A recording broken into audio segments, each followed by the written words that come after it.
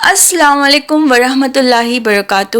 اللہ رب العالمین کے فضل و کرم سے ہم نے بابا آدم کی سٹوری ان اردو کے 5 ایپیسوڈز کمپلیٹ کر دیے تھے اور آج 6 نمبر کا ایپیسوڈ کمپلیٹ ہو جائے گا انشاءاللہ تعالی۔ یہ آخری ایپیسوڈ ہے، یعنی اس میں ہم مکمل سٹوری کمپلیٹ کرنے والے ہیں۔ تو اگر آپ نے پچھلے 5 ایپیسوڈ میں سے کوئی بھی ایپیسوڈ مس کیا ہے تو آپ آج کی ویڈیو کے ڈسکرپشن میں جا کر چیک کر سکتے، وہاں پر ان تمام ویڈیوز لنک ہیں۔ امید کرتی ہوں کہ آپ ساری ویڈیوز، سارے ایپیسوڈ ضرور دیکھتے ہوں گے۔ تو آئیے آج کا ایپیسوڈ شروع کرتے ہیں۔ اللہ رب العالمین نے جب آدم علیہ السلام کو جنت سے زمین پر اتارا تھا تو انہیں ہر چیز کی کاریگری کا علم تھا، انہیں ہر چیزوں کے نام معلوم تھے، یعنی وہ عالم تھے۔ انہیں لوہے، آگ، لکڑی، کپڑے، لباس، تمام چیزوں کی کاریگری بھی معلوم تھی۔ سبحان اللہ۔ آدم علیہ السلام نبی بھی تھے اور رسول بھی تھے۔ رسول اور نبی میں فرق یہ ہوتا ہے کہ رسول پر شریعت اور احکامات نازل ہوتے ہیں، لیکن نبی پر شریعت نازل نہیں ہوتی، البتہ ان کی طرف وحی نازل ہوتی ہے، معجزات عطا کیے جاتے ہیں۔ آدم علیہ السلام اماں حوا کے ساتھ زندگی گزر بسر کر رہے تھے اور ان کی بہت ساری اولادیں ہوئیں، یعنی کل 40 اولادیں ہوئیں۔ زمین پر سب سے پہلے ہونے والا قتل قابیل، یعنی آدم علیہ السلام کا ایک بیٹا قابیل اپنے بھائی حابیل کا قتل کرتا ہے۔ یہ زمین پر سب سے پہلا ہونے والا قتل تھا۔ اللہ تعالیٰ نے قرآن مجید میں قابیل اور اس کے بھائی حابیل کا قصہ بیان کیا ہے۔ قابیل بہت سخت طبیعت کا تھا اور اس کا بھائی حابیل بہت رحم دل تھا۔ قابیل کھیتی باڑی کرتا تھا اور حابیل بھیڑ بکریاں چراتا تھا۔ حابیل کے نرم دل ہونے کی وجہ اس کا بکریاں چرانا تھا، کیونکہ وہ ایک چرواہا تھا اور اپنی بکریوں کو بھوکا دیکھ کر اس کو چارہ کھلائے بغیر نہیں رہ سکتا تھا، اپنے جانوروں پر اس سے زیادہ بوجھ نہیں ڈالتا تھا۔ اللہ تعالیٰ نے حابیل اور قابیل کا ذکر سورۃ مائدہ آیت نمبر 27 سے 29 میں کیا ہے، اور جب حابیل کا قتل ہو جاتا ہے اس کے بعد قابیل پر جو گزرتی ہے اس کا ذکر اللہ تعالیٰ نے سورۃ مائدہ میں آیت نمبر 30 سے 31 میں کیا ہے۔ اللہ تعالیٰ کہتے ہیں کہ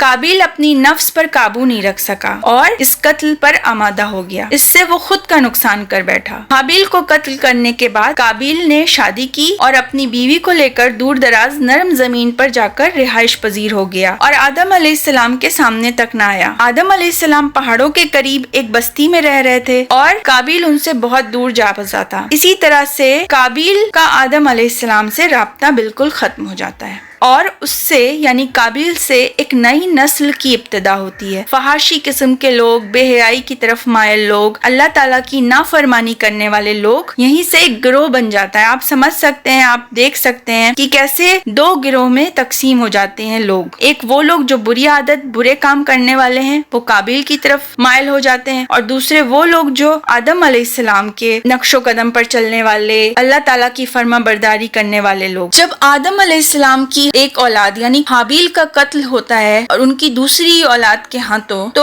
آدم علیہ السلام اور اماں حوا بہت زیادہ غمگین رہتے تھے، بہت زیادہ غم میں ڈوبے رہتے تھے، کیونکہ آدم علیہ السلام کا بہت نرم دل اولاد قتل ہو گیا تھا ان کی دوسری اولاد کے ہاتھوں۔ تو یہاں پر اللہ تعالیٰ ایک نعم البدل دیتے ہیں، یعنی ان کو ایک بہت ہی نیک اولاد عطا کرتے ہیں۔ اس کا نام انہوں نے شیس رکھا تھا۔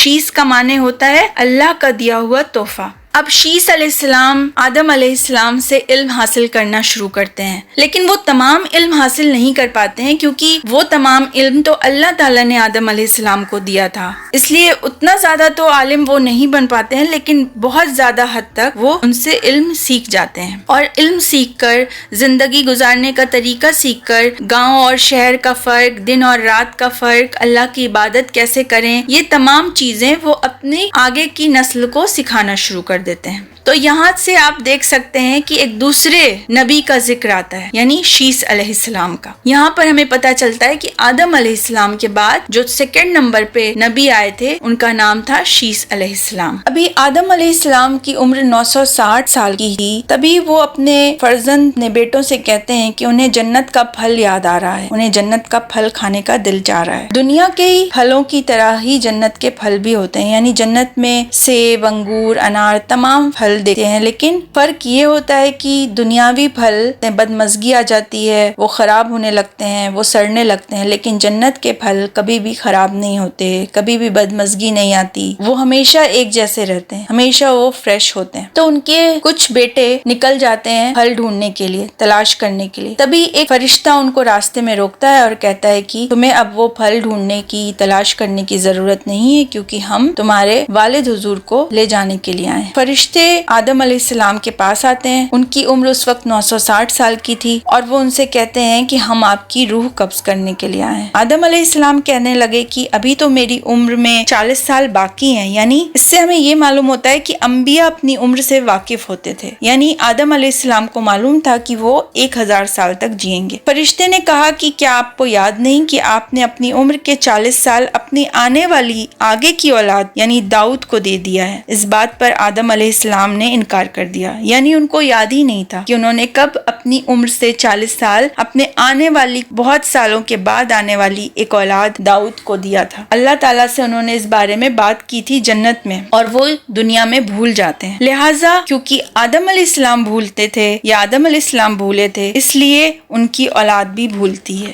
آدم علیہ السلام سے ایک خطا ہوئی تھی، ایک بھول ہوئی تھی جو کہ جنت میں ہوئی تھی، اسی طرح ان کی اولادوں سے خطا ہوتی ہے۔ جب فرشتے آدم علیہ السلام کی روح قبض کرنے کے لیے قریب آتے ہیں تو اماں حوا علیہ السلام انہیں پہچان لیتی ہیں، وہ بلند آواز سے آدم علیہ السلام کو پکارنے لگتی ہیں اور آدم علیہ السلام سے لپٹ جاتی ہیں۔ اس پر آدم علیہ السلام بولتے ہیں کہ مجھ سے الگ ہو جاؤ، کیونکہ پہلے بھی مجھے تمہاری وجہ سے مصیبت ملی تھی، میرے اور میرے رب کے فرشتوں کے درمیان سے ہٹ جاؤ۔ اس کے بعد فرشتوں نے آدم علیہ السلام کی روح قبض کی، انہیں غسل دیا، کفن پہنایا، خوشبو لگائی، آپ کی قبر کھودی، پھر آدم علیہ السلام کی نماز جنازہ ادا کی، اس کے بعد انہیں قبر میں اتارا، پھر انہیں ان کے اوپر مٹی ڈالی اور بولے آدم کے بیٹوں تمہارے لیے یہی طریقہ ہے۔ اس وقت تک لوگ کفن دفن کے احکامات سے واقف نہیں تھے، انہیں علم نہیں تھی کہ کیسے تدفین کیا جاتا ہے، اس لیے فرشتوں کو بھیجا گیا تھا کہ آدم علیہ السلام نے اپنی 960 سال کی زندگی پوری کر لی ہے اور ان کو جا کر لے کر آؤ۔ فرشتوں نے آ کر ان کی اولادوں کو سکھایا کہ کیسے جب انسان کی روح قبض ہو جاتی ہے تو اس کے بعد کا کیا احکامات ہے، کیسے تدفین کری جاتی ہے، یہ تمام چیزیں سکھائی۔ آدم علیہ السلام جب تک دنیا میں تھے ان سے کوئی گناہ نہیں ہوا تھا، یعنی جنت میں جو ان سے ایک بھول ہوئی تھی بس وہی ایک بھول ہوئی تھی، اور اس کے بعد ان سے دنیا میں کوئی بھی گناہ نہیں ہوا۔ آپ کے انتقال کے ٹھیک 1 سال کے بعد اماں حوا علیہ السلام کا بھی انتقال ہو جاتا ہے۔ آج کا جو تمام واقعہ تھا اس سے ہمیں یہ معلوم ہوتا ہے کہ آدم علیہ السلام کی زندگی کیسے گزری، کہ آدم علیہ السلام کے کتنے بچے ہوئے تھے، دنیا میں سب سے پہلا ہونے والا قتل ان کی ہی اولاد نے یعنی قابیل نے حابیل کو مارا تھا، پھر اللہ تعالیٰ نے کیونکہ ان سے ان کا ایک اولاد لے لیا تھا اور وہ آدم علیہ السلام اور اماں حوا علیہ السلام بہت زیادہ غمگین رہتے تھے، تو اللہ نے ان کے بدلے اس ایک اولاد کے بدلے ان کو دوسری ایک اولاد کی نعمت دی جو کہ